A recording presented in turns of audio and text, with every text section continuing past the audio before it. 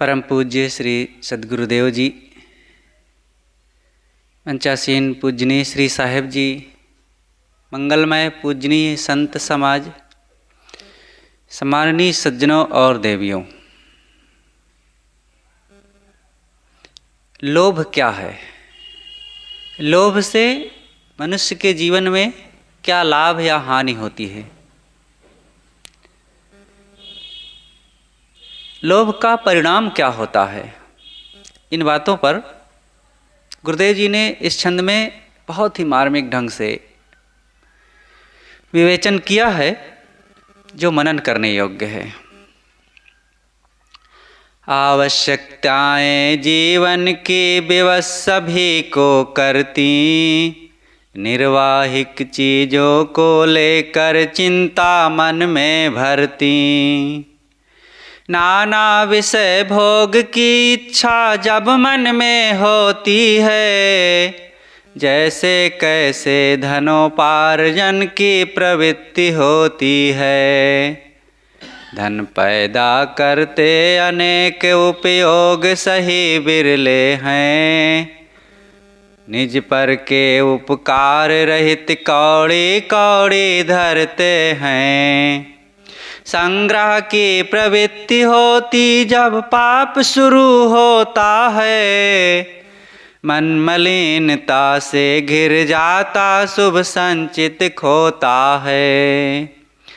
स्तेय हिंसा अनृत दंभ वा काम क्रोध मद अस्मय, अविश्वास स्पर्धा भेद वैर द्वित्वा विस्मय। नाना व्यसन दोष ये सारे धन संग्रह में आते, जिनसे शांति मिले जीवन में वे सद्गुण खो जाते। धन लोभी वैरी बन जाते मित्र स्वजन जो अपने, मर्यादा विहीन धन संग्रह चैन न देता सपने। लोभ पास में बंधा व्यक्ति जो क्या क्या यज्ञ नहीं करता, उसके फल में आज और आगे जीवन में जलता। लोभ पाप का बाप विज्ञ पुरुषों ने बतलाया है, जो इसके वश हुआ जगत में वह भटका खाया है। कंजूसी दुख देती दुखप्रद अति उदारता भी है, सुखदायी व्यवहार मनुज को मध्य दशा की ही है। आशा तृष्णा की भट्ठी में लोभी नित जलता है, मधुमक्खी की बुद्धि बनाकर अंत हाथ मलता है। सदुपयोग धन का सुखप्रद है, दुरुपयोग दुखदायी। एक वृक्ष में ही मानव विषय अमृत के फल पाई। भीतर आय खर्च करता जो श्रम से अर्जन करता, सादा जीवन पर हितरत बन जीवन सुख से भरता। लोभी पैसे के कीड़े बन जीवन को खोते हैं, ज्ञानी धन पर विजयी बन निर्लोभी सुख सोते हैं। ज्ञानी धन पर विजयी बन निर्लोभी सुख सोते हैं। जीवन की आवश्यकताएं कुछ होती हैं। हर इंसान के लिए भौतिक चीज़ों की ज़रूरत होती है। शरीर है, शरीर है तो शरीर की ज़रूरतें हैं। इन ज़रूरतों को कभी भी भुलाया नहीं जा सकता, इनको नज़रअंदाज नहीं किया जा सकता है। खाना पड़ेगा, कुछ पहनना पड़ेगा, साथ में लोग हैं, उनकी ज़रूरतें होंगी, उसको पूरा करना पड़ेगा। रहने के लिए कुछ मकान तो चाहिए। ये आवश्यकताएं हैं और इनके लिए मेहनत करने वाले व्यक्ति को कभी कमी नहीं पड़ती है। जो व्यक्ति उचित परिश्रम करता रहेगा, उसको ये चीज़ें कभी कम नहीं पड़ेंगी। आवश्यकताएं तो हैं, लेकिन आवश्यकता की पूर्ति हमारे प्रारब्ध में निहित है। पहले प्रारब्ध बना, पीछे बना शरीर। संतों ने यह एक वचन कहा है कि पहले प्रारब्ध बना, पीछे बना शरीर।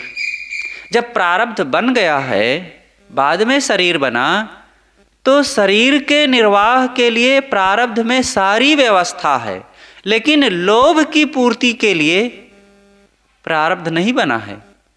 और मनुष्य लोभ करके फिर पाप करता है, और पाप का फल खुद को भोगना पड़ता है।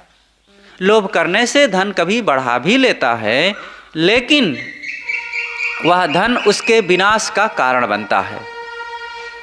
इसलिए हर इंसान को अपने जीवन निर्वाह की बात और मन की जो लंपट वृत्ति है, धन तथा चीज़ों के लिए लोभ जगाने की, इस पर विचार करते रहना चाहिए।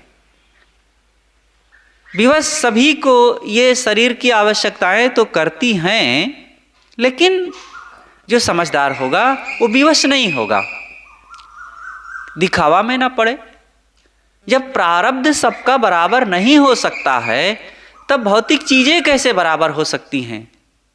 प्रारब्ध हमारे कर्मों के अनुसार बना है। आज जब हम समस्त अच्छे लोगों की बराबरी नहीं करते हैं, तब हम आगे बाहर की चीज़ों में बराबरी कैसे कर सकते हैं? जब सबकी बराबरी कर्मों में नहीं है, पुरुषार्थ में नहीं है, सदाचार में नहीं है, सद्गुणों को ग्रहण करने में नहीं है, और इन्हीं से हमारा प्रारब्ध बनता है, कर्मों का निर्माण होता है। और फिर बाद में परिणाम के रूप में जीवन को सुख दुख से संपन्न करने के लिए किसी की सुखी की बराबरी कैसे कर सकते हैं? हम सबको जो मिला हुआ है उसमें निर्वाह करने में संतुष्ट रहना चाहिए, और सदैव सदाचार में और शुभ मार्ग में प्रवृत्त रहना चाहिए। यही सुखी रहने का उपाय है। निर्वाहिक चीज़ों के लिए मन में चिंता तो होती है, लेकिन चिंता करने से काम नहीं बनेगा। मेहनत करते रहो और प्रसन्न हो करके जो मिले, आधी यो रूखी भली सारी सोग संताप, जो चाहेगा चूपड़ी बहुत करेगा पाप।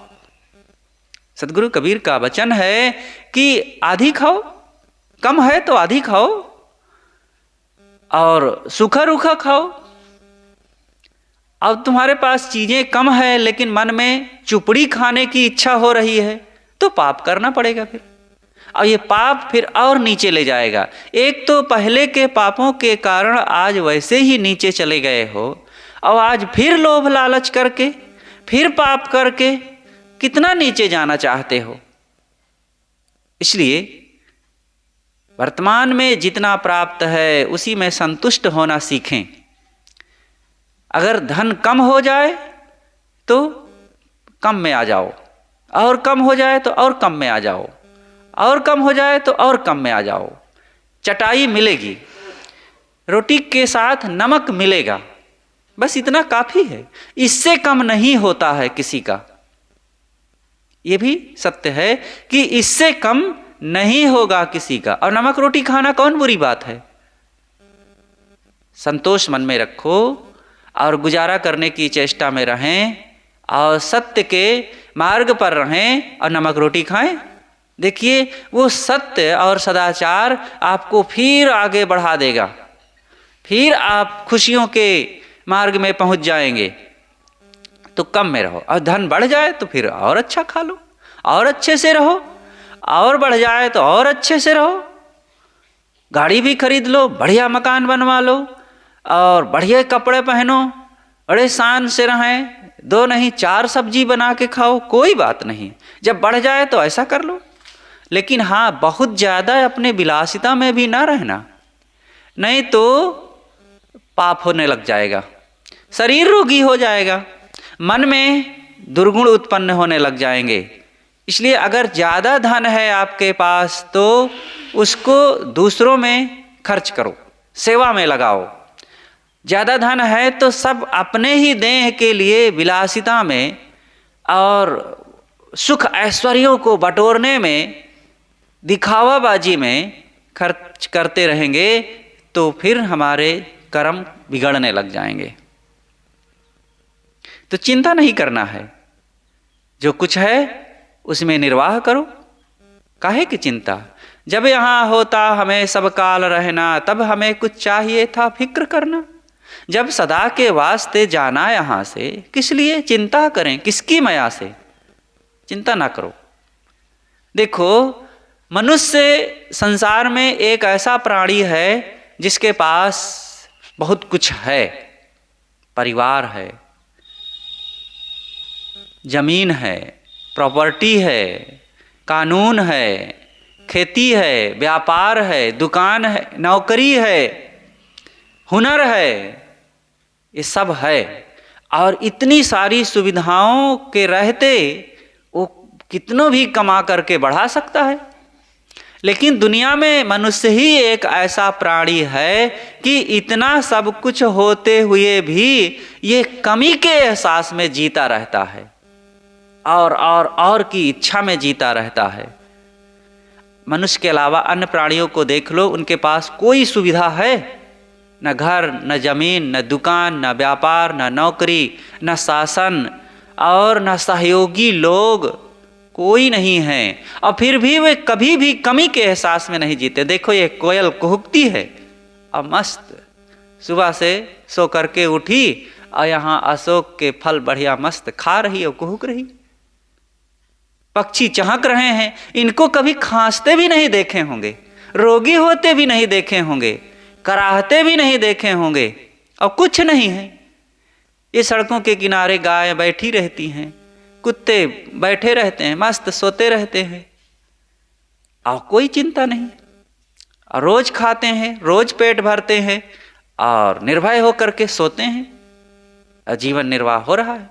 लेकिन हम, घर है, कपड़े हैं, अच्छा सा खाते हैं, मच्छरदानी लगाए हैं, तकिया लगाए हैं, चद्दर बिछाए और ओढ़े हैं, और फिर भी ओढ़े ओढ़े लेटे लेटे अंदर में धुन रहे हैं, कुढ़ रहे हैं।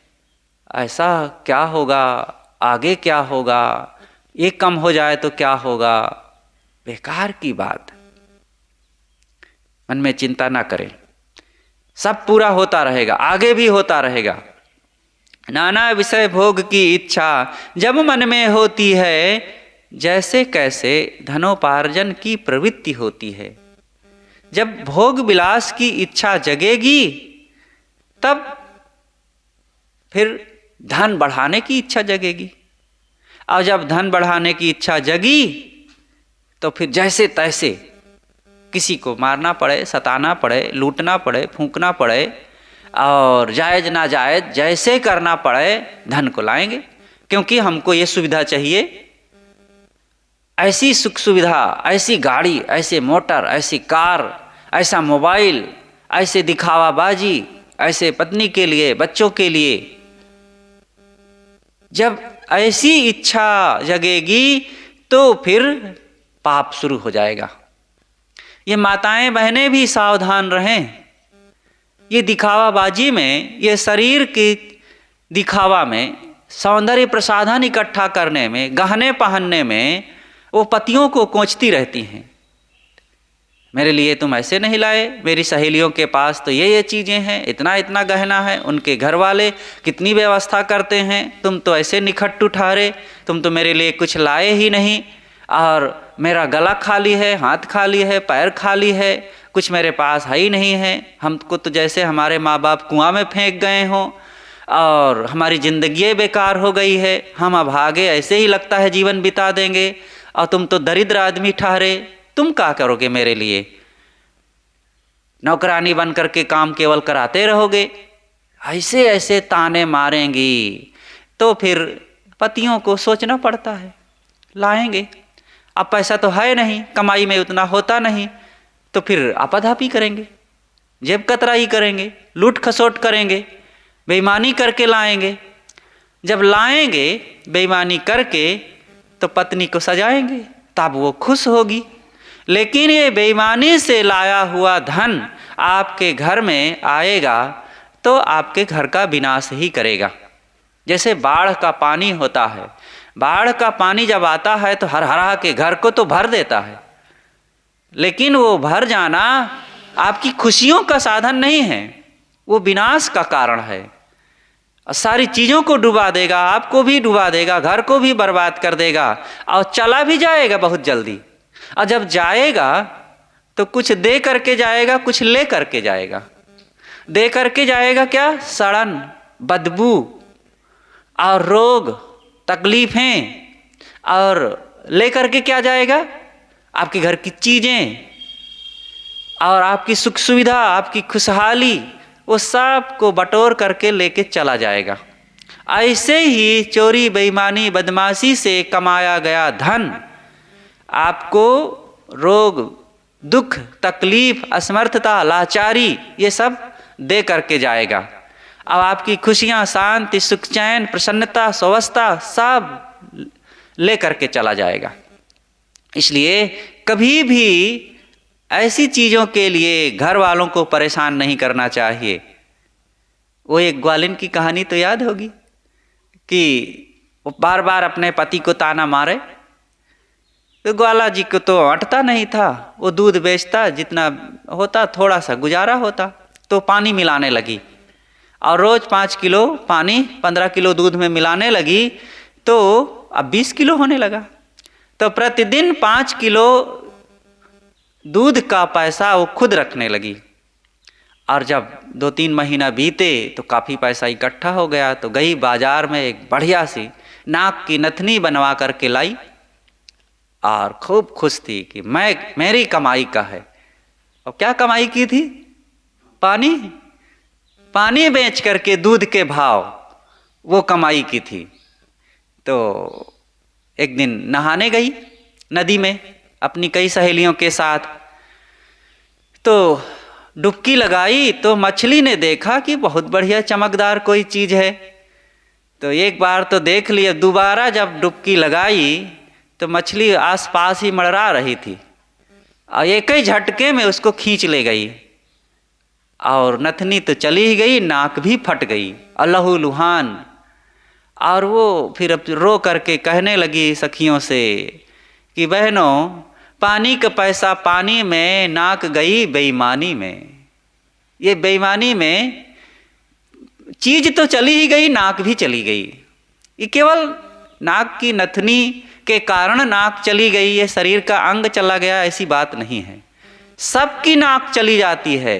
वो प्रतिष्ठा, वो आत्मसम्मान, वो संतोष और वो भविष्य की खुशियाँ, वो कर्मों की पवित्रता, ये हमारी नाक ही तो है, और वो चली जाती है। इसलिए कभी भी आपाधापी करके नाजायज ढंग से धन कमाने की चेष्टा ना करें। धन पैदा करते अनेक, उपयोग सही बिरले हैं। कोई बिरला ही अच्छे ढंग से धन उपार्जन करता है, नहीं तो अधिकतम लोग तो कौड़ी कौड़ी जोड़ करके केवल मन का लोभ बढ़ाते हैं और धन का संचय करते हैं। इकट्ठा करने की खुशी लोगों को ज़्यादा होती है, हाथों से गिन गिन कर, जोड़ जोड़ कर धरने में, खर्च करने में बड़ा मुश्किल है। ये मनुष्य का मन ऐसा है कि जोड़ जोड़ करके, अरे कल का भरोसा नहीं है, लेकिन जोड़ जोड़ करके रखे हैं अभी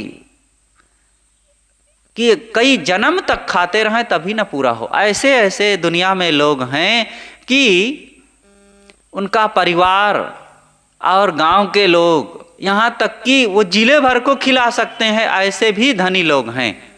लेकिन नहीं, एक एक पैसा के लिए वो अपने नौकरों को प्रताड़ित करने लगते हैं। अगर वो कहीं भी इधर उधर कर दिया तो उनको दंडित करने लगेंगे, लेकिन जोड़ के रखे हैं। ये लोभ की वृत्ति उनको ही सड़ा डालती है। इसलिए लोभ ना करें, सेवा में लगाएं। अपनी कमाई का 10वां हिस्सा हर इंसान को परमार्थ में खर्च करना चाहिए, ये नीति में कहा गया है। अपनी कमाई का 10वां हिस्सा, 100 रुपये आप कमाते हैं तो 10 रुपये उसमें दान करिए। लेकिन 10 रुपया का 1 रुपया निकालना कठिन हो जाता है। तो सेठ जी के पास कई तिजोरियों में धन भरा हुआ था, 1,000 स्वर्ण मुद्राएं थी तिजोरियों में और कई तिजोरी थी। तो शाम को रोज कथा सुनने के लिए जाते थे, गांव में कथा हो रही थी साप्ताहिक, तो जाते थे। तो अंतिम में कुछ दान करने की बात आती तो क्या दान करें।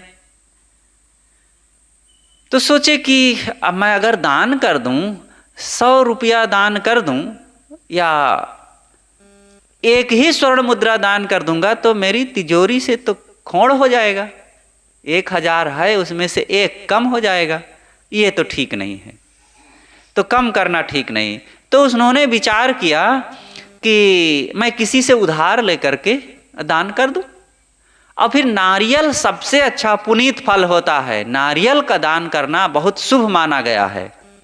तो ऐसा करते हैं कि हम 1 रुपया किसी से उधार ले लेते हैं और नारियल खरीद करके दान कर देंगे, दान भी हो जाएगा और ये शुभ भी हो जाएगा। अब 7 दिन की सप्ताह में अंतिम दिन उनको कुछ करना था, लोगों ने भी कहा था कि कुछ करो सेठ जी। तो बहुत कुछ आशा थी, लेकिन अब 1 नारियल, और नारियल को खरीदने के लिए भी कैसे गए थे, बाजार में गए तो दुकानदार से पूछे कि नारियल कितने का भैया, तो कहता है दुकानदार कि 1 रुपया का है। तो सोचे कि 1 रुपया उधार लिया, मैं तो सोच रहा था कि इसमें से भी कुछ बचा लूं, लेकिन ये तो पूरा खर्च हो जाएगा। तो उससे कहे कि 8 आना में नहीं दे दोगे, कहें 8 आना में लेना है तो बगीचे में चले जाओ, यहाँ से 4 किलोमीटर दूर पर है बगीचा और वहाँ 8 आने में मिल जाएगा। तो सोचे कि वहाँ तो सस्ता में आधे दाम पर मिल जाएगा। गया बगीचे में, तो बगीचे वाले से पूछा नारियल कितने के भैया, कहें 8 आने में। तो कहते हैं कि 4 आने में नहीं दे दोगे, कहें 4 आना में लेना है तो आप चढ़ जाइए ऊपर पेड़ में और तोड़ लीजिए। तो सोचे कि ये तो बहुत बढ़िया है, ये तो और आधे दाम में मिल जाएगा, बहुत सस्ता है। और उस सेठ जी चढ़ गए, बड़ी तोंद वाले थे, बड़ी मुश्किल से तो चढ़े, और जैसे ही लपक के तोड़ना चाहे, एक पत्ता की डाली को पकड़ करके, तो नारियल तो टूटा नहीं और इधर डाली टूट गई, जिसको पकड़े थे और वो टूट गई। अब नारियल को पकड़ करके लटक गए। अब बड़ा मुश्किल, बोझा कैसे सहायो इतना, लेकिन नारियल का फिर बहुत मजबूत होता है। हमने तोड़ा है, नारियल का फल का जो डंठल होता है बहुत मजबूत होता है, सहज नहीं टूटता, हंसिया से काटना पड़ता है। तो पकड़ के लटक गए। अब परेशान, इतने में एक हाथी वाला आया। हाथी वाला से कहा कि भैया आप हमको उतार लीजिए अपने हाथी पर सवार हो करके, तो हम आपको 1,000 रुपया देंगे। उसको भी लोभ लगा और हाथी पर सवार हुआ। जैसे खड़ा हुआ, इसका पैर पकड़ा तो हाथी वाले का पैर थोड़ा सा सिहरन आ गई। तो हाथी ने समझा कि मुझे चलने के लिए संकेत कर रहा है, हाथी चल पड़ा। अब उसका भी पैर पकड़े, वो भी लटक गया। इतने में घोड़ा वाला आया, उसकी हाइट कम होती है थोड़ी। तो ये दोनों मिलके कहते हैं भैया अगर मुझे उतार लो तो हम दोनों आपको 1,000 रुपया देंगे। तो सोचा कि तो बड़ा फायदा है, तुरंत आते ही आज।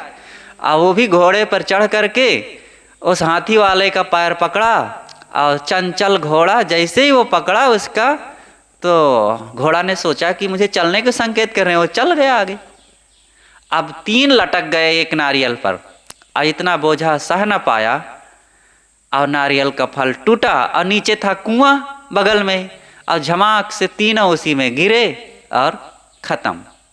इसीलिए कहने वाले ने कहा है कि अधिक लोभ ना कीजिए, अधिक लोभ है हीन, अधिक लोभ के कारण गिरे कूप में 3। तो ये लोभ से पूरी जिंदगी समाप्त हो जाती है। जिंदगी के लिए धन जोड़ जोड़ के रखे थे इतना कि कई जिंदगी पाल सकें, लेकिन अपनी एक जिंदगी को भी सुरक्षित ना रख सके। इस लोभ के कारण ऐसे ही पाप होता है। तो धन का सदुपयोग करें। धन पैदा करने के लिए नाजायज कामना करें और जो है धन उसका उपयोग करें, कौड़ी कौड़ी जोड़ने की आदत ना रखें। संग्रह की प्रवृत्ति होती जब पाप शुरू होता है, जब जोड़ने की आदत हो जाती है तब फिर मन को संभाल पाना बड़ा मुश्किल है। कैसे रोज हम एक मोहर अपने खजाने में डालें, ये मन में भाव जगने लगता है। कैसे रोज डालें, अगर एक दिन ना डाल सके तब चाहे खाने को ना मिले, लेकिन इतना जोड़ना जरूरी है, इतना जोड़ना जरूरी है। और यही करते करते अच्छे अच्छे लोग फिर बहुत उल्टा चाल चलने लग जाते हैं। तो पहले से ही अपने मन में इस पाप को मिटाने का लक्ष्य बनाए रखो, नहीं तो ये पाप मनुष्य को नरक में पहुंचा देता है। एक मजदूर था, वो रोज मजदूरी करता, जो पैसा पाता शाम को सब्जी लाता, कुछ फल लाता और घर में आता, पत्नी से कहता कि आज हलवा बनाओ, कभी पकौड़ी बनाओ, और कभी कुछ ना कुछ रोज उसके घर में बढ़िया बढ़िया पकवान बनता रहता और खाते रोज। तो बगल में सेठ जी का घर था, रोज उनके यहाँ सुगंधी पहुँचती थी और सेठ जी तो धनी आदमी थे, इनको कोई कमी ना थी। सेठानी ने कहा कि देखो तो ये लोग गरीब आदमी हैं, इनके यहाँ से कभी हलवा की सुगंधी, कभी पकौड़ी की सुगंधी, तो कभी उनकी देवी थाली भर फल का छिलका, आम का, केला का, सेब का फेंकने जाती है। कितना फल फूल खाते रहते हैं और कितना माल टाल खाते रहे हैं। तुम कैसे आदमी हो कि इतना हमारे पास होते सूखे रूखा में गुजारा करना पड़ रहा है। तो सेठ जी कहते हैं कहो तो मैं इनका भी बंद करवा दूं। अपना शुरू नहीं कर सकते हैं, लेकिन कहते हैं कि कहो तो मैं इनका भी बंद करवा दूं। कहा वो कैसे? कहा तो देखते रहिए। तो दूसरे दिन सेठ जी उस मजदूर के घर के आंगन में इधर से बस कुछ रुपए एक कपड़े में बांध करके गिरा दिए। और जब गिरा दिए तो मजदूर ने देखा कि अरे ये इतने रुपए हैं, 70 रुपए हैं, तो बहुत खुश हुआ। अब मन में अब सोचने लगा कि अगर मैं कुछ पैसे बचाने लग जाऊं तो मेरे पास और रुपए बढ़ जाएंगे। अब वो 70 रुपए को रखा और उसमें से एक एक रुपया अब और जोड़ने लग गया। अब धीरे धीरे अब उसका सारा खाना पीना बंद हो गया और सेठ जी की तरफ अब सुगंधी जानी बंद हो गई। तो सेठ जी ने एक दिन पत्नी से पूछा कि पड़ोसी के घर से अब सुगंधी आती है कि नहीं? कहा नहीं, सुगंधी तो नहीं आती। कहा देखा ना, उसका भी खाना पीना अब सब बंद। यही होता है, जब लोभ जगा और धन थोड़ा आया तो ये धन व्यक्ति के शांति सुकून को छीन लेता है, हंसी खुशी को छीन लेता है, परिवार के आनंद को छीन लेता है। इसलिए खाओ खिलाओ और जोड़ो, खर्चा भी करो, लेकिन अपनी खुशियों को, अपनी शांति को, अपने घर परिवार के प्रेम एकता को बरकरार रखो। ये धन के पीछे अपनी शांति सुकून, प्रेम एकता और सद्गुण सदाचार को गंवाना नहीं चाहिए। स्तेय हिंसा अनृत दंभ वा काम क्रोध मद स्मय। मतलब स्तेय का अर्थ होता है चोरी करना। तो व्यक्ति जब लोभ के कारण उसके जीवन में चोरी की भावना बढ़ जाती है, स्तेय की भावना, वो धीरे से कपट भाव, चोरी करने की आदत धीरे से व्यक्ति के मन में उत्पन्न होने लग जाती है।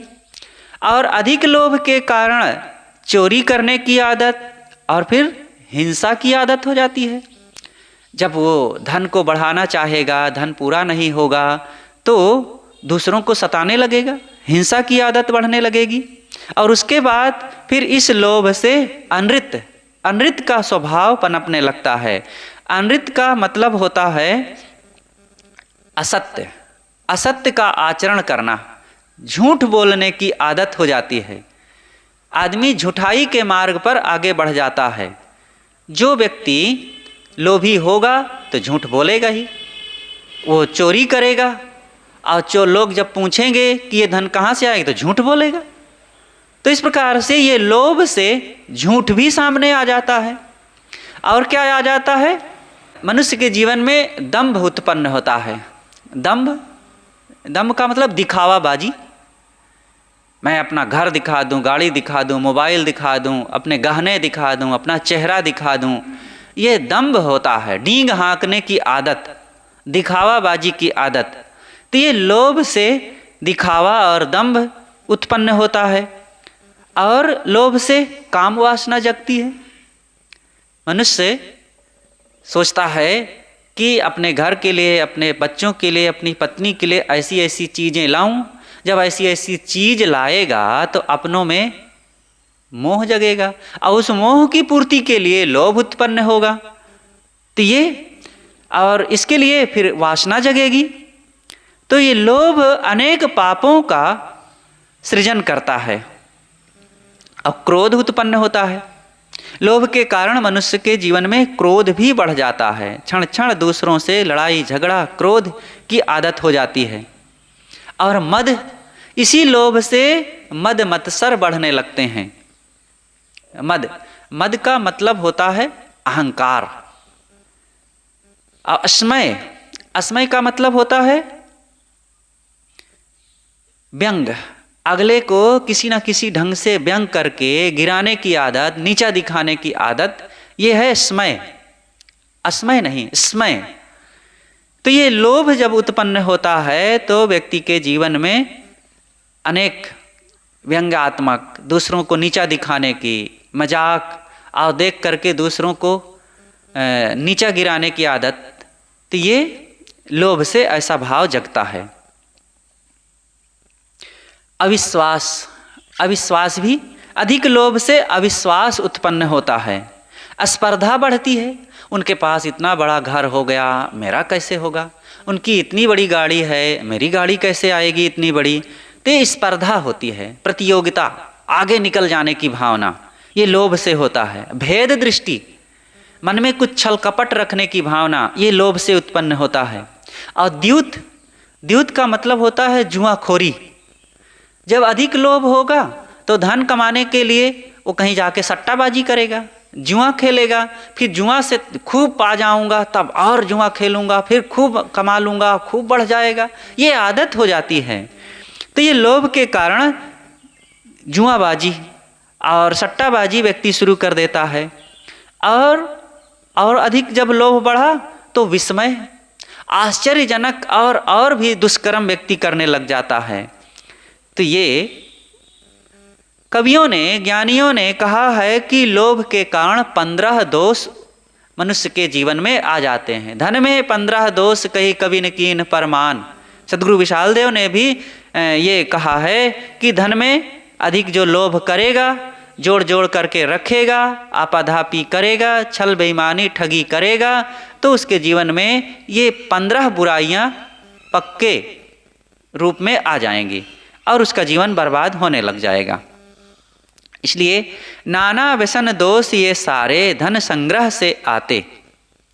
ये अनेक दोष, अनेक व्यसन, अनेक बुराइयां, ये धन जोड़ने से, लोभ की आदत से मनुष्य के जीवन में आ जाती हैं। जिनसे शांति मिले जीवन में वे सद्गुण खो जाते। जिन जिन सद्गुणों से, सद्कर्मों से, सुंदर स्वभाव से जीवन खुशहाल हो, शांति की कमाई हो, सदाचार की वृद्धि हो, वो सारे सद्गुण खोने लग जाते हैं। तो आदमी के अंदर जब लोभ उत्पन्न होता है तो ये सारे दोष उसके जीवन में आ जाते हैं। धन लोभी बैरी बन जाते, मित्र स्वजन जो अपने। धन लोभी के जीवन में अपने लोग ही बैरी बन जाते हैं। ये तो नज़रों नज़र देखा जाता है। जो धन का बहुत लोभ करता है तो कहीं भाई का हक मारेगा, तो कहीं पड़ोसी का, तो कहीं परिवार के और किसी का, अरे यहाँ तक कि अपने ही बेटा का, बाप का हक मारने लगते हैं।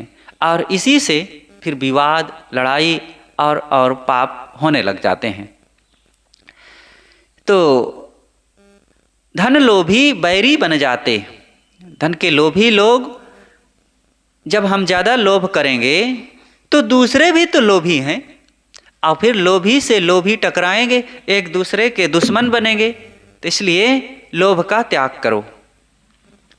मित्र स्वजन जो अपने, जो अपने कहलाने वाले हैं वो मित्र वही परिजन बन जाते हैं, वे दूर हमसे हो जाते हैं। मर्यादा विहीन धन संग्रह चैन न देता सपने। जो मर्यादा के विहीन होकर के धन को कमाते हैं, धन को इकट्ठा करते हैं, उनको सपने में भी कभी भी शांति नहीं मिलती है। इसलिए पहले से लोभ से बचें। लोभ, अरे सावधान न रहते साधु कहलाने वाले भी, इनके जीवन में भी और की भावना बढ़ती जाती है और लोभ बढ़ता जाता है और दुख खूब कमाते जाते हैं। एक महात्मा जी थे, वो भ्रमणशील थे और भ्रमण करते रहते थे। उनका कोई अपना कुटीर आश्रम भी नहीं था, लेकिन भ्रमण करने में उनको जो मिलता था वो सब जोड़ते जाते। खास रूप से वो स्वर्ण मुद्रा इकट्ठी करते थे। सिक्का समझ लो, सोने का सिक्का। और वे बड़े बड़े बाल वाले थे, जटाएं रखते थे। तो जब कहीं सिक्का मिले सोने का तो एक थैली में भर के और उस थैली को अपनी जटा में फंसा करके ढांक करके बांध लेते थे। तो यही करते करते काफ़ी दिन बीत गया। उनके पास 99 वो स्वर्ण मुद्राएं हो गई। एक दिन की बात, वो यात्रा कर रहे थे, एक जंगल से होकर के निकले तो शांत एकांत स्थल देख करके एक पेड़ के नीचे बैठ करके अपनी जटाओं को खोले और थैली निकाल करके उसमें से गिनने लगे। और गिनते गिनते गिनते 99 सिक्के ठहरे। तो उसको फिर उठा करके जटाओं में बांध लिए। और इधर क्या हुआ था, गांव का एक व्यक्ति पत्नी से झगड़ा किया था और झगड़ा करके इतना नाराज हुआ था कि नाराज होकर के घर से भाग गया और भाग के वही जंगल में चला गया था। और जिस पेड़ के नीचे महात्मा जी बैठे थे, गिन रहे थे, उसी पेड़ पर ऊपर नाराज होकर के चढ़ा था। अब वो देख रहा था कि महाराज जी आए, बैठे, जटा को खोले, थैली निकाले और गिने कि 99 हो गई है। और गिन करके फिर जटा को थैली को जटा में बांध लिए और चल पड़े। अब वो सोचता है कि ये महाराज जी की थैली कैसे मेरे हाथ लगे। सोचते सोचते एक उपाय निकाल लिया और महाराज जी जैसे थोड़ा सा आगे बढ़े, झट से उतरा और दूसरे रास्ते से अपने घर पहुंचा और पत्नी से कहा कि देख, अब सारा झगड़ा छोड़, अभी बहुत बड़ा लाभ होने वाला है, अब मैं जैसा कहता हूँ वैसे करना। महाराज जी एक आए हुए हैं और वो जा रहे हैं, उनको निमंत्रित करते हैं और उनसे हम कहेंगे कि महाराज जी आइए हमारे यहाँ, हम बिना किसी संत को भोजन कराए हम भोजन नहीं करते हैं। और जब संत आ जाते हैं तो उनको हम विदाई में 1 स्वर्ण मुद्रा जरूर देते हैं। तो ऐसा हम कहा के बुला लाते हैं और फिर ऐसे ऐसे तुम करना और फिर बहुत बड़ा लाभ हो जाएगा। कहा ठीक है, तो जल्दी करो, जाओ बुला लाओ। देखो अभी लड़े थे और झगड़ करके एक भाग गया था और मार कूट कर डाले थे, लेकिन जैसे लोभ आया तो अब दोनों में एकता हो गई। तो गया, महाराज जी को प्रणाम किया, उनके पैरों पर गिरा और फिर कहता है कि महाराज जी चलिए, बिना किसी को खिलाए, बिना संत के खिलाए हम भोजन नहीं करते, सौभाग्य से आप आज मिल गए, नहीं तो आज हमारा उपवास ही हो जाता। और महाराज जी चलते वक्त हम कोई भी आता है संत तो 1 स्वर्ण मुद्रा उसको विदाई में दान करते हैं। महाराज जी मन ही मन में खुश हो गए। और इतना कोई वो साधना परायण नहीं थे, वो जोड़ जोड़ के धरने वाले रहे। तो वो भी खुश हो गए कि आज जो मेरी तमन्ना थी पूरी हो जाएगी कि 99 कई दिनों से थी, कहीं कोई मिला नहीं था, आज 100 पूरी हो जाएगी। तो कहा ठीक है, शतक लग जाएगा। तो आज शतक लग जाएगा मेरी मुद्राओं में। तो कहा ठीक है बेटा, तो ऐसा है तो हमको भी तो कहीं खाना ही है, तो चलो तुम्हारे यहाँ ही आज अन्न पानी लिखा है। तो पहुँच गए और बढ़िया सफाई करके आसन लगाया, बिछाया, बैठाया और वह भी रुच रुच करके बढ़िया भोजन बनाई और खीर पूड़ी सब्जी और चटनी अचार जो कुछ था सब तैयार करके महाराज जी को खिलाई। महाराज जी भी खूब डट के खाए, खूब खुश हो गए। कहें बेटा अब चलने का समय मेरा हो गया है। तो नहीं नहीं महाराज रुकिए, मैं लाता हूँ, आपको विदाई देना है अभी ना। तो गया, खोजता है, देर में हल्ला करने लगा, अरे भाई वो हमारी जो थैली थी स्वर्ण मुद्राओं की कहाँ गई? तो कहते हम क्या जाने, पत्नी कहती हम क्या जाने, तुम कहाँ कहाँ रख देते हो, भुला जाते हो, देखो खोजो। फिर खोजता है, नहीं मिली। तो पत्नी से कहते तुमने कहीं रखा है क्या? कहे मैंने कहाँ रखा है। तो बहुत कहे मिल नहीं रही है। तो पत्नी कहती है अरे देखो ना, देखो महाराज जी तो कहीं नहीं रखे हैं। कहे चुप चुप, महाराज जी कहीं रखेंगे? वो संत महात्मा है, वो कहीं ऐसे करेंगे? कहा अरे देखो तो अक्सर महाराज जी लोग ऐसा करते हैं कि अपनी जटाओं में थैली रख लेते हैं, तो देखो उनकी जटाओं में जरा। तब फिर वो कहता है महाराज जी ये स्त्री की जात अब हठ कर रही है, अब आप में सांच में आँच कहाँ, आप खोल करके दिखा दीजिए, नहीं तो ये पता नहीं क्या क्या कह करके आपको बदनाम करती रहेगी। अब महाराज जी भी सदमे में आ गए, अब क्या करें, जटाओं को खोलना नहीं चाहते थे। महाराज जी अरे आप क्यों चिंता कर रहे हैं? पत्नी भी क्या, हाँ हाँ देखिए जटा में अक्सर महाराज जी लोग रख लेते हैं।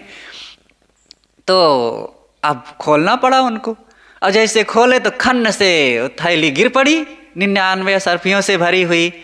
तो पत्नी उसकी कहती देख देख देख देखो ना, ये महाराज जी हमारी थैली को छिपा करके अपनी जटाओं में रखे थे। तो पति कहते चुप, ऐसा थोड़े है, महाराज जी हमारी परीक्षा के लिए रख लिए थे, अब महाराज जी को बदनाम मत करना, महाराज जी कहीं चोरी थोड़े करते हैं, और हमारी परीक्षा लेने के लिए अपनी जटाओं में रख लिए थे।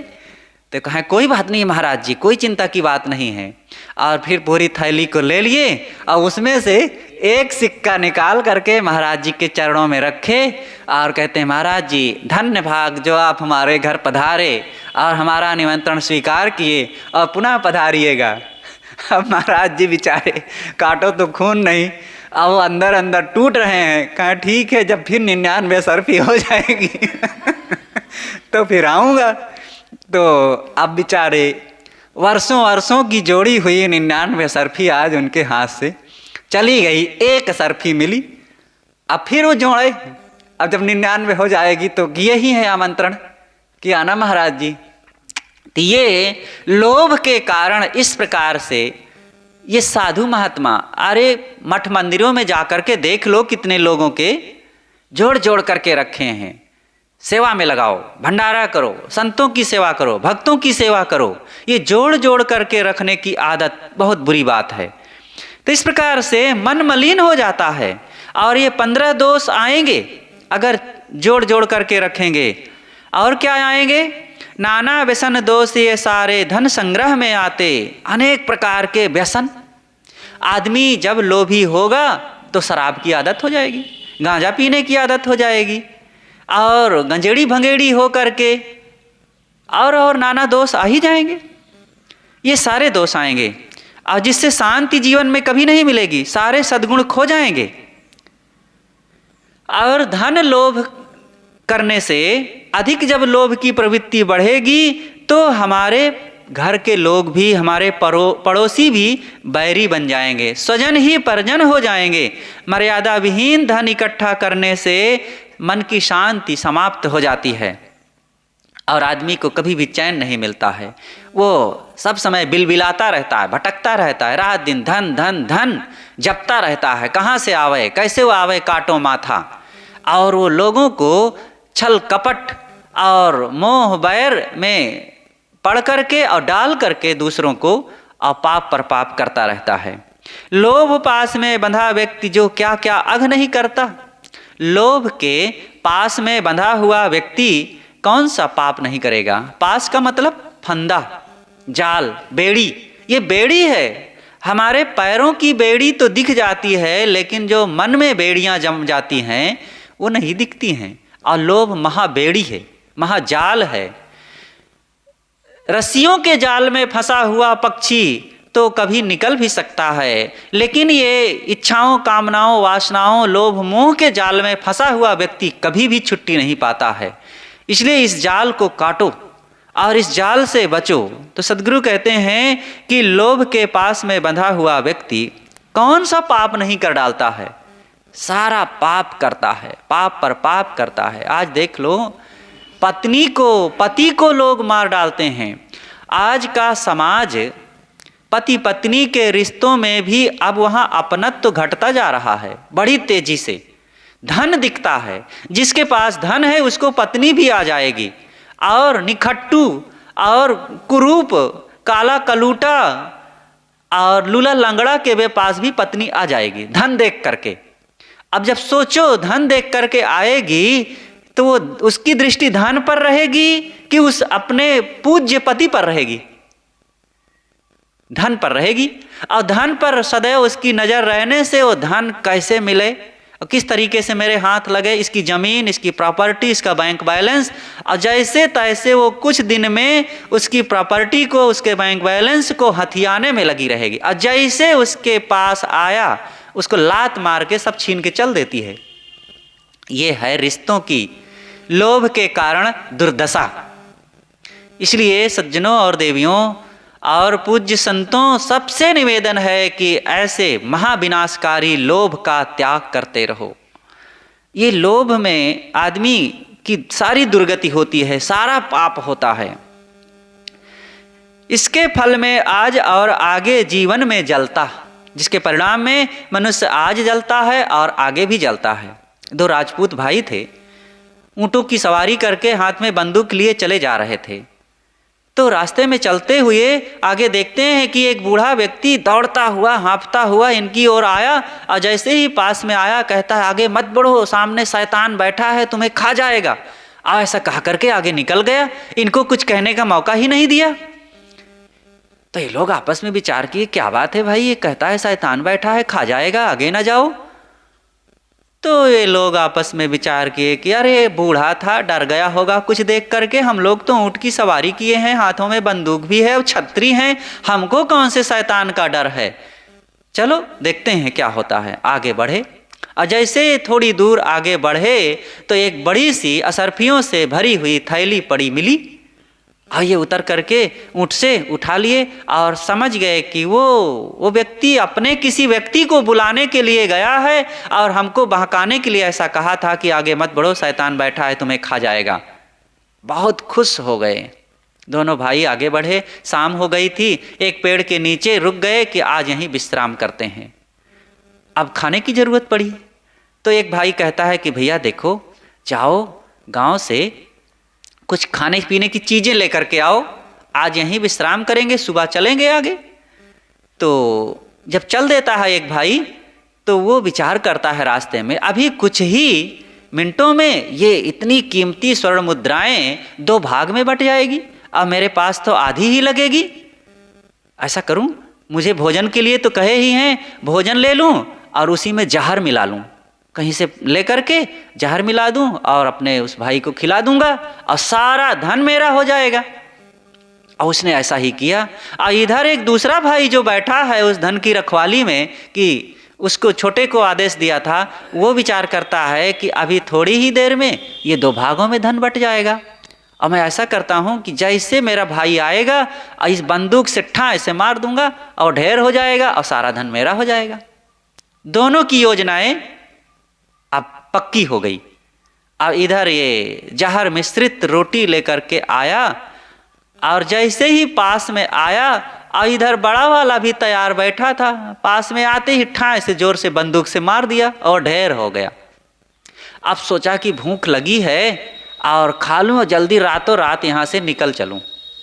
अब वो रोटी उसके हाथ में थी ही, वो गिर गई थी, और उठाया रोटी खाने लगा। और जैसे ही खाया थोड़ी देर में उसको चक्कर आने लगा और फिर जहर का प्रभाव उसके शरीर में हुआ और वहीं पैर खुरच खुरच करके, नाक रगड़ रगड़ करके 1 घंटे के अंदर मर गया। बूढ़े की बात सच हो गई ना, कि आगे मत बढ़ो, शैतान बैठा है, तुम्हें खा जाएगा। ये लोभ ने दोनों को खा लिया। ना ऊँट की सवारी काम दी, ना हाथ में बंदूक काम आए, और न छत्रित्व उनका काम आया। लोभ कहीं भी जगेगा तो उनका विनाश करेगा ही। इसलिए लोभ से बच करके रहो। लोभ भाई को भाई नहीं समझने देता, पिता को पिता नहीं समझने देता, पुत्र को पुत्र नहीं, पत्नी पति को पत्नी पति नहीं समझने देता। इसलिए रिश्तों में अगर मजबूती चाहते हैं तो चीज़ों को महत्व मत दो। गुरुदेव जी इसीलिए कहा करते थे, धन धन नहीं है, जन धन है। तो जन का महत्व होना चाहिए, धन का नहीं। जो इसके वश में हुआ जगत में वह भटका खाया। नहीं, लोभ पाप का बाप विज्ञ पुरुषों ने बतलाया, जो इसके वश में हुआ जगत में वह भटका खाया। लोभ को पाप का बाप कहा गया है, सारे पापों की जननी कहा गया है। ये लोभ के कारण बहुत बहुत पाप होते हैं, इसलिए पाप ना करो। वो कहानी याद करें, बस थोड़े में कह देता हूँ कि एक नवयुवक था, काशी में पढ़ रहा था, और पढ़ करके आया, पढ़ाई पूरी हुई, शादी हो गई। और अब उस ज़माने में बचपन में ही शादी हो जाती थी, और नई अभी कम उम्र की ही उसकी पत्नी थी। जब रात में मिलन हुआ एकांत कमरे में, तो पत्नी ने पूछ लिया कि क्या तुम्हारी पढ़ाई सब पूरी हो गई? कहे हाँ पूरी हो गई। कहे पाप का बाप क्या होता है? कहा मैं तो चारों वेद, 6 शास्त्र, सभी पुराणों, सभी विद्याओं को पढ़ा, लेकिन ये तो नहीं पढ़ा कि पाप का बाप क्या होता है। कहीं जाओ पढ़ करके आओ। अब पत्नी के एक प्रश्न का जवाब ना दे सका, बड़ा उसको ठेस लगी। इतना बड़ा विद्वान और अनपढ़ पत्नी पूछ ली तो बड़ी ठेस लगी, और तुरंत जहाँ से आया था काशी से वहीं लौट पड़ा कि मैं इसको पढ़ करके आऊँगा। तो चिंता में था कि क्या होता है पाप का बाप। जहाँ रहता था वहीं एक वेश्या रहती थी। तो वेश्या ने देखा कि पंडित जी तो चले गए थे, ये फिर क्यों लौट आए? क्योंकि उनसे कोई नाजायज संबंध नहीं था, आसपास रहने से समय समय से मुलाकात हुआ करती थी, एक दूसरे को जानते पहचानते थे। तो वेश्या ने पूछ लिया पंडित जी से कि पंडित जी आप तो चले गए थे, क्यों लौट आए? तो उन्होंने अपनी बात कह दिया कि मेरी पत्नी ने आज मुझसे प्रश्न पूछ लिया है कि पाप का बाप क्या होता है, तो मैं बता नहीं पाया, और वही पढ़ने के लिए यहाँ आया हूँ। कहे छोटी सी बात, इसको तो मैं बता दूंगी, पाप का बाप क्या होता है, ये कौन सी बड़ी बात है, चलो मेरे घर मैं बता दूंगी। तो सोचा कि ये तो बड़े सस्ते में काम बन जाएगा। गया उस वेश्या के घर में, वेश्या ने बैठाया, आसन दिया, चद्दर बिछाया, और पानी लाई, साथ में रसगुल्ला भी लाई खाने के लिए, धर दिया। पंडित जी पानी वानी पीजिए। आप सोचा कि मैं पंडित आदमी और वेश्या के हाथ का ये कुछ पीना खाना, ये बहुत बुरी बात है, नहीं ऐसा नहीं हो सकता है। लेकिन वेश्या ने साथ में 10 स्वर्ण मुद्राएं भी रख दिया था। अब उसने सोचा कि अगर मैं पानी नहीं पीऊँगा, खाऊँगा नहीं इसको, तो ये मुद्राएं लेने का मेरा कोई अधिकार नहीं है। चुपचाप रसगुल्ला को खा लिए, पानी पी गए, स्वर्ण मुद्राएं जेब में रख लिए, और फिर बातें होने लगी। 2 घंटा बीता, भोजन का समय हो गया। वेश्या ने भोजन बनाया, बढ़िया दाल भात सब्जी रोटी और लाई पारस करके, और 50 स्वर्ण मुद्राओं की थैली भी रख दिया। पंडित जी भोजन ग्रहण किया जाए। अब कहा नहीं नहीं भाई, जलपान कर लिया तो कर लिया, वेश्या के हाथ से मैं भोजन करना तो ये ब्राह्मण आदमी के लिए बहुत गुनाह की बात है, बहुत बड़ा पाप होगा, अनर्थ हो जाएगा, मेरा सारा धर्म चौपट हो जाएगा, ऐसा नहीं कर सकता। लेकिन फिर मन में आया कि ये 50 स्वर्ण मुद्राएं हैं, मेरी जिंदगी भर की कमाई है, मैं जिंदगी भर कमा करके भी इतना नहीं इकट्ठी कर सकता। उसने वेश्या से कहा जाओ थोड़ा सा दरवाज़ा लगा दो, कोई देख न ले बाहर से। उसने दरवाज़ा लगा दिया और स्वर्ण मुद्राओं को अपने थैले में रखे, और दाल भात सब्जी रोटी खा गए। अब बैठे बातें हो रही थी, तो पंडित जी कहते हैं कि बताओ भाई जल्दी, हमको देरी हो रही है, पाप का बाप क्या होता है? तब चमक करके वेश्या बोलती है, बड़ी बड़ी आंखें करके, अभी बताना बाकी है। ये स्वर्ण मुद्राएं ना होती तो मेरे हाथ का तुम पानी पीते और भोजन करते। ये स्वर्ण मुद्राओं के लोभ ने ही आज तुम्हें मेरे हाथ का बनाया हुआ भोजन और जलपान खाने के लिए यहाँ पर विवश किया है। ये लोभ ही पाप का बाप है। अरे उनको तो तमाचा जैसे लग गया हो। वहाँ अनपढ़ पत्नी से हारे, यहाँ अनपढ़ एक वेश्या से हारे, और मुंह बनाते हुए फिर चले गए। तो ये पाप का बाप क्या है? लोभ। लोभ का त्याग करें। कंजूसी दुख देती, दुख प्रद अति उदारता भी है। कंजूसी, धन के लिए आप कंजूस हो जाएं, खर्च ही ना करें, ये बहुत दुखदाई है। लेकिन अति उदारता भी दुखदाई है। धन का उचित उपयोग होना चाहिए। बड़े उदार बनकर के मार सकल लुटाते भी ना रहें, और महाकंजूस बनकर, लोभी लंपट बनकर के जोड़ जोड़ करके धरते ना जाएं कुत्ते की तरह। ऐसे सदगुरु कबीर ने कहा, ऐसे लोभी सदैव बटोर बटोर कर अपने जिगर में ही सारा धन भरने की आदती होता है। तो ये लोभ ऐसे ही एक काम वासना, एक मोह वासना, एक क्रोध की वासना, कोई भी वासना हो, जैसे ये प्रबल है वैसे ही लोभ प्रबल है। सुखदायी व्यवहार मनुष्य का मध्य दशा का ही है। मनुष्य की सुखदायी जो दशा है वो मध्य में रहने में ही है। ना अति उदारता रखो, ना अति कंजूसी रखो, बीच में रहो। आशा तृष्णा की भट्ठी में लोभी नित जलता है। ये आशा तृष्णा और की आशा होती है। और जो जोड़ा हुआ धन है कैसे बढ़ जाए, इसकी तृष्णा होती है।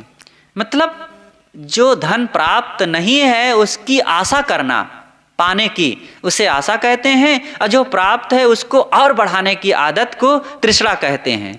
ऐसी आशा तृष्णा की भट्ठी में लोभी निरंतर जलता रहता है। कैसे जलता है? जैसे मधुमक्खी जोड़ जोड़ धन कीन एक ठौरे, खाए न खिलाए ले जाए कोई औरे।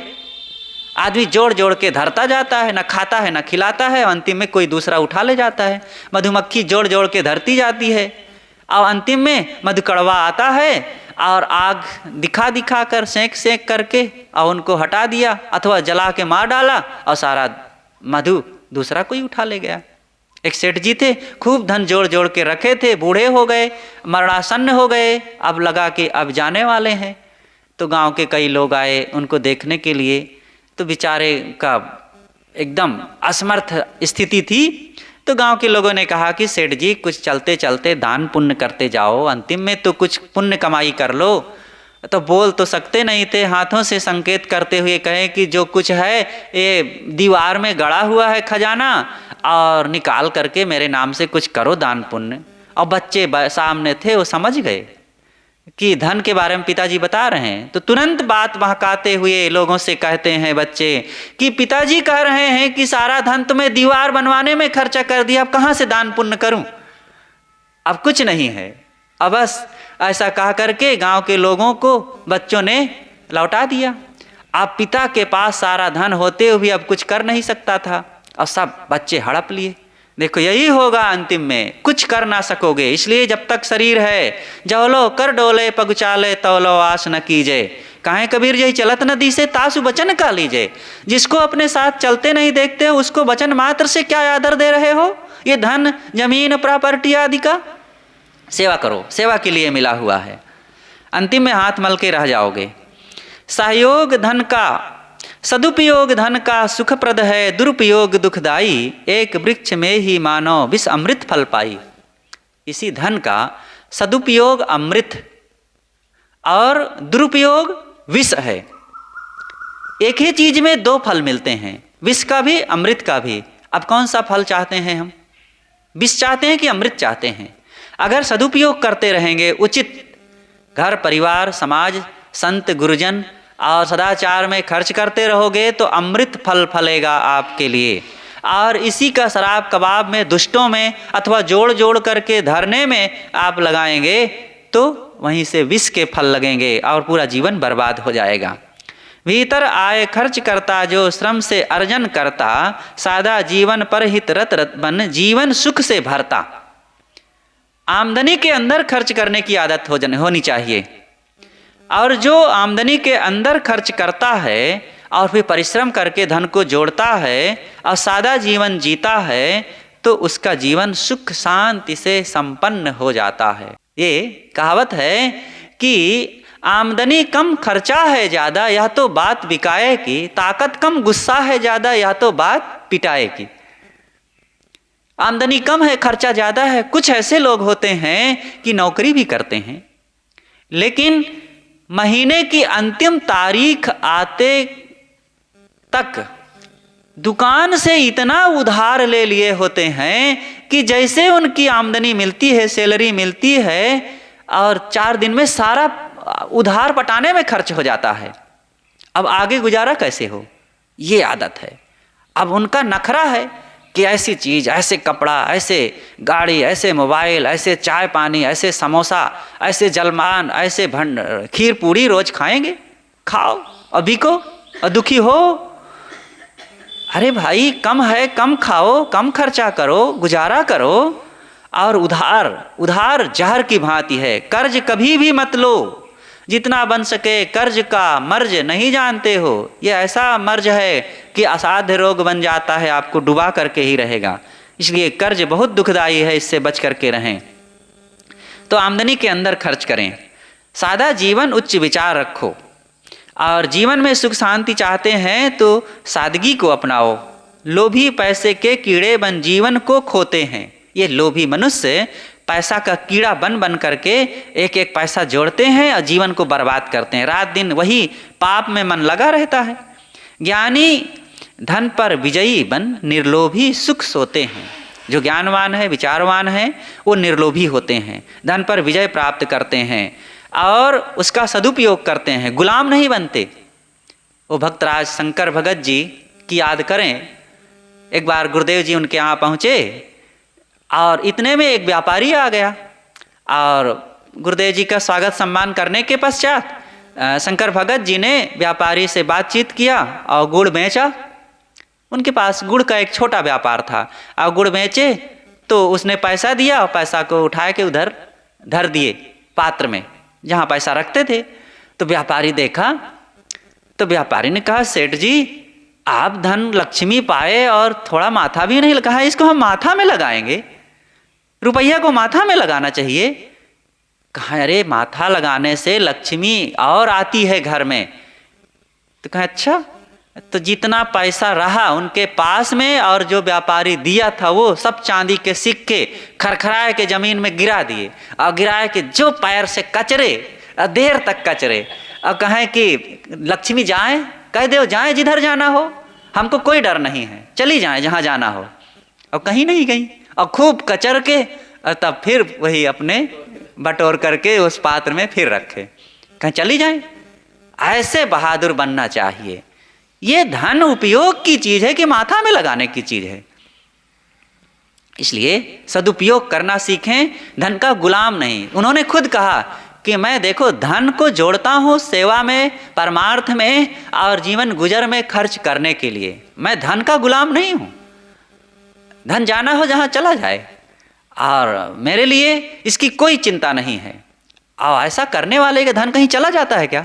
जाता होता नहीं है, केवल मन का लोभ और व्यामोह होता है कि ऐसा करने से धन बढ़ेगा। उचित जीवन जिएं, उचित खर्च करें और उचित ढंग से जब आप धन का उपयोग करेंगे तो आपके मन में शांति भी आएगी, धन तो आएगा ही।